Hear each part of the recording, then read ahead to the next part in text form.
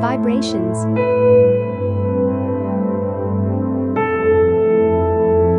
But if something is making a sound, some part of it are always vibrating.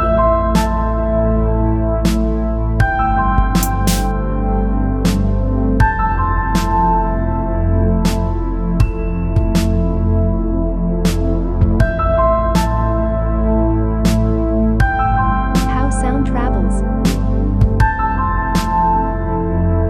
When we throw a small stone into a pond of water, rings are seen in the water.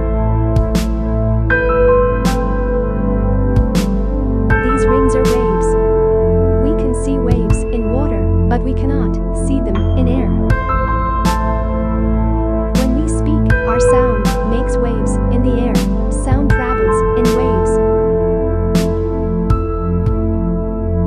Sound waves need something to move through. They can travel through solids, liquids, or gases. Sound travels through the air very fast, but this